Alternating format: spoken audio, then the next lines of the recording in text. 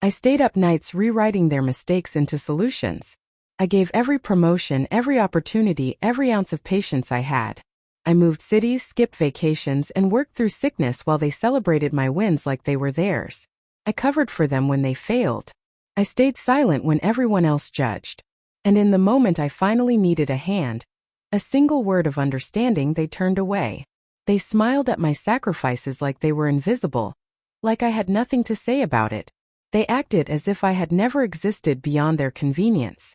I asked for acknowledgement, just a moment of respect. They laughed instead. And in that laughter, I realized they had already decided. I was replaceable. My name is Adam. I was 31, living in Chicago, working in corporate consulting. I had spent 8 years climbing the ladder, shaping projects that would make the company look brilliant, all while mentoring the people around me, especially her. She had been there for 6 of those years, thriving on every success I delivered. First it was teamwork, then it became reliance.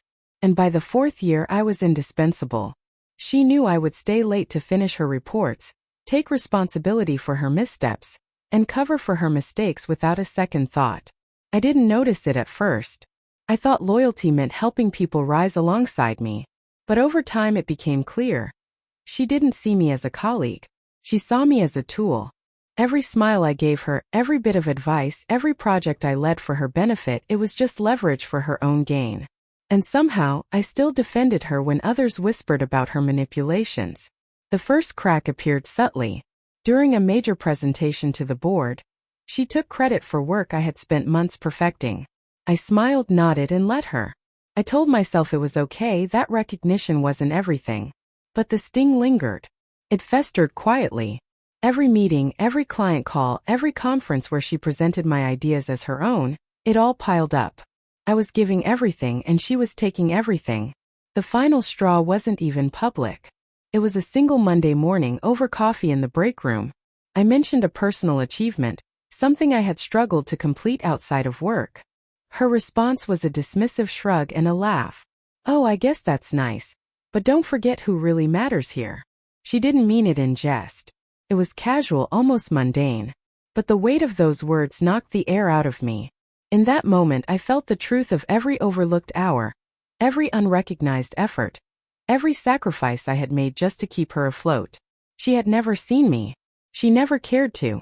I tried subtle confrontations first. I brought up how I had stayed late to help with her project. She smiled but didn't apologize.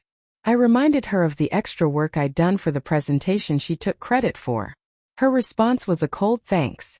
No acknowledgement of the months I poured into it. I felt myself shrinking inside, as if my presence had been absorbed and then discarded. The pattern was undeniable. Every small request for fairness, every plea for recognition, was met with indifference or amusement. And then came the day she asked me to cover her work yet again, not because it was urgent, but because she didn't want to miss a personal trip. She had a 3-day conference abroad. And for the 5th time that month, she expected me to handle her responsibilities without complaint. I said no. It wasn't a dramatic screaming no. It was calm, measured, and utterly final. "I can't this time. I have my own projects that need my attention." Her face froze, a mix of confusion and disbelief. I wasn't used to being refused, and she had always thrived on that. This time the power dynamic had shifted, if only for a moment. That evening I sat alone at my apartment, thinking over everything. Every favor I had done. Every time I let her walk over me. Every moment of my life I had given to someone who treated me as disposable. And the most striking realization, I had been complicit. I had allowed her behavior by thinking loyalty meant endurance at any cost. But endurance at the expense of my dignity was no longer acceptable. The next morning, I arrived at work with a quiet clarity. I didn't rush to prove my worth. I didn't cover for anyone else's failures. I focused solely on my own responsibilities, and it was immediately noticeable. Colleagues who had quietly respected my work began to notice the shift. Clients started asking questions directly to me, bypassing her. She tried the usual manipulations, smiles, jokes, subtle digs, but the energy had changed. I was no longer a compliant shadow. I existed as my own presence, unbending and resolute. I didn't announce any of this. I didn't confront her with anger or rage. I simply reclaimed my attention, my time, and my effort. And in that reclamation, a strange thing happened. Respect returned. Not from her, of course, she never acknowledged anything, but from everyone else. The quiet acknowledgement that had been absent for years arrived naturally. My work spoke for me. My boundaries spoke louder than words ever could. It wasn't dramatic. There were no loud confrontations, no vindictive displays. It was subtle, almost invisible, but irreversible. She continued her attempts to manipulate, but they fell flat. People had seen the difference in how I operated. Firm, dignified, unshakable. Her reliance on me evaporated quietly. She lost the leverage she had taken for granted for years, not through scandal or revenge, but through something much more potent, my refusal to be complicit in my own diminishment. And for the first time in years I felt a strange, unshakable peace. The weight of carrying her, of bending to her whims, was gone. I didn't need applause or acknowledgement from her to know I had one. My dignity, finally reclaimed, was enough. The second week after I stopped bending, things shifted even more, though she didn't notice it at first. She assumed my compliance was simply delayed, that I would eventually pick up the slack, cover her mistakes, and reassure her that she was untouchable. She had never encountered someone who would simply stop. And stop I did. Emails went unanswered for her. Tasks she assumed I would handle remained on her desk, and calls she expected me to take went straight to voicemail. It wasn't passive-aggressive. It wasn't sabotage. It was neutral. I was doing my work, my priorities, without adding her burdens to my day. The absence of my usual support created a subtle chaos she couldn't control. Suddenly, the people who had relied on me to make her look competent began noticing her deficiencies. The facade of effortless brilliance she had curated for years started cracking. I watched quietly as she scrambled. She tried to charm, to guilt, to flatter, but I had removed myself from the equation. There was nothing for her to manipulate anymore. Every smile, every explanation, every excuse she offered fell flat because I no longer provided her the stage. People were seeing her for the first time without me as the invisible scaffolding holding her up. And the irony, delicious and quiet, was that the very efforts I had made to protect her reputation now highlighted how much she depended on me. The confrontation happened naturally, in a small meeting room one afternoon. She cornered me, pretending the tone was casual, but the tremor in her voice betrayed panic. "Adam, can you explain why these reports weren't finalized yesterday?" she asked, eyes darting nervously. I looked at her calmly. No anger, no hint of triumph, just steady, quiet clarity. I focused on my projects. I didn't have bandwidth to cover yours this week. Her jaw tightened. "But you always. I interrupted softly. "I used to. Not anymore." For a brief moment, she stared at me like I had grown a second head. Then came the flicker of realization. She had no leverage left. Every expectation, every assumption of control collapsed in that quiet room. No yelling. No humiliation. Just truth stated simply, without apology or defensiveness.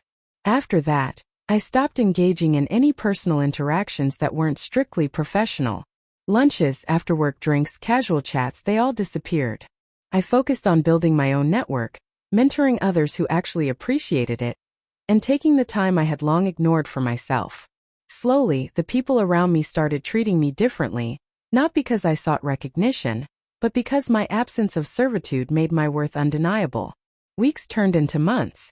I began receiving invitations to lead new initiatives, to join high-profile projects, to speak at conferences.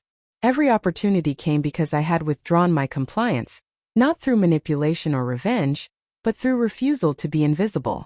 People noticed competence, dedication, and boundaries, and they rewarded it naturally. Meanwhile, she floundered. Without my support, the mistakes she had always managed to cover up became visible. Colleagues started questioning her judgment. Clients began asking me directly about project details, bypassing her completely. She tried to rebuild her image, but every move was shaky, transparent, and reactive. Her power had been built on my loyalty, and once that was gone, the foundation crumbled quietly but irreversibly. The beauty of this kind of revenge is that it isn't loud. There are no dramatic confrontations, no public shaming, no spectacle.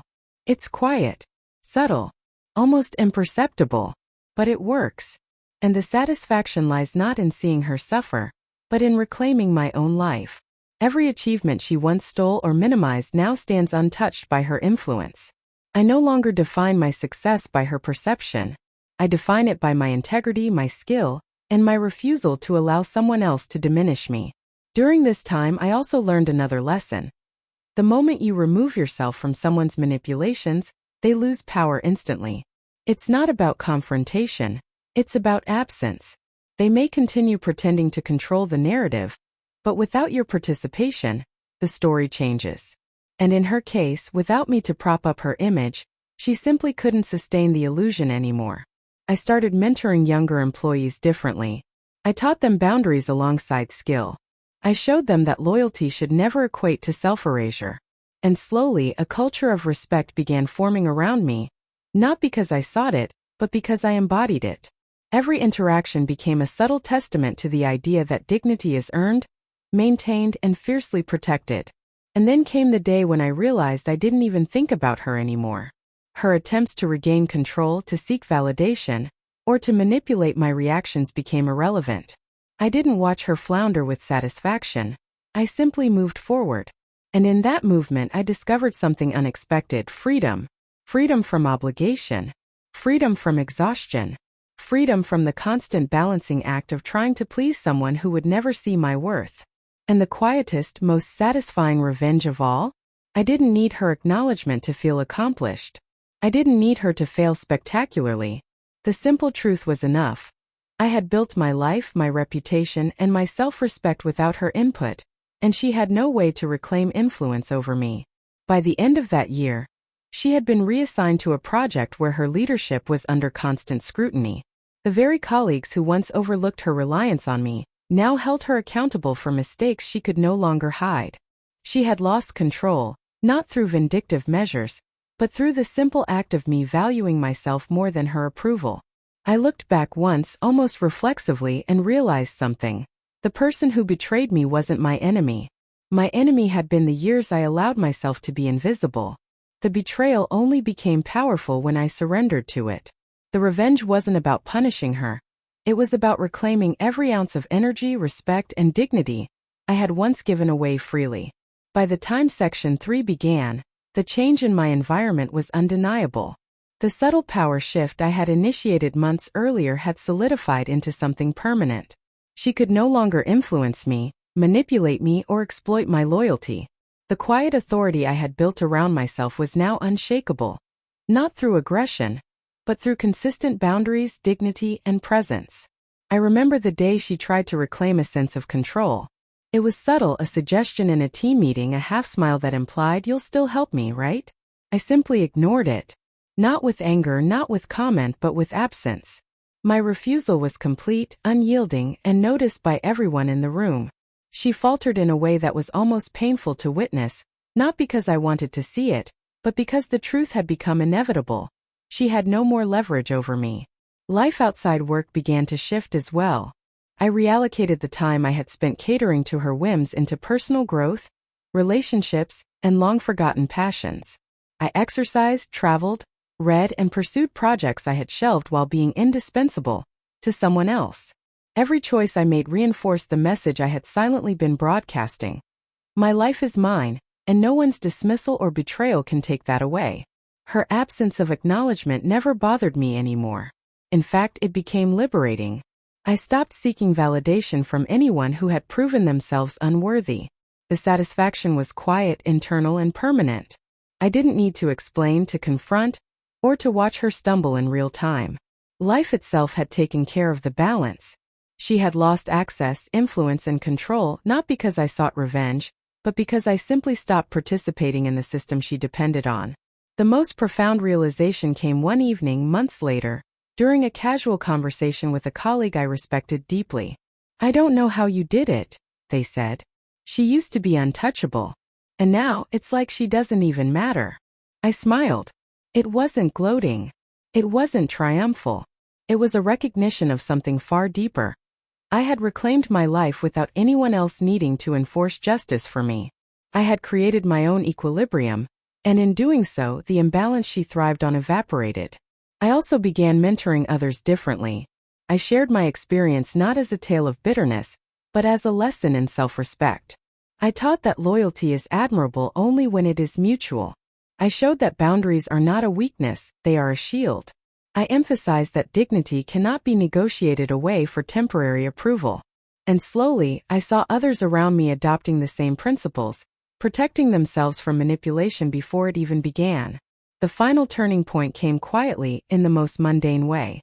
I received an internal email announcing her reassignment to a new project under close supervision. There was no fanfare. No public announcement of her failures. Just a simple fact. Her sphere of influence had shrunk, her authority curtailed, and her reliance on others exposed. And I realized then that justice had been delivered, not dramatically, not vindicatively, but organically. She had lost the power she once wielded over me without my ever having to raise my voice or compromise my values. It struck me that this is the most effective form of revenge. Invisibly, psychologically, socially. The person who betrayed you doesn't need to crash and burn in public. Their influence simply fades, leaving them with no leverage, no credibility, and no access to the life they once assumed they controlled. Meanwhile, you move forward unburdened, undiminished, and stronger than ever. In the quiet aftermath, I reflected on what I had learned. Betrayal is painful, yes, but only if you allow it to define your behavior. Allowing someone else's dismissal to shape your choices is the real danger. The true power lies in reclaiming yourself, in understanding your worth, and in refusing to allow anyone to diminish it. Silence, boundaries, and consistency become the ultimate instruments of justice. I no longer think about her every day. Her attempts to regain power are irrelevant because I am no longer participating in the game she designed. My life is richer, fuller, and entirely my own. The people around me respect me for who I am, not for what I cover up or compensate for. I have become a force defined by integrity rather than servitude, and the peace that comes with that is incomparable.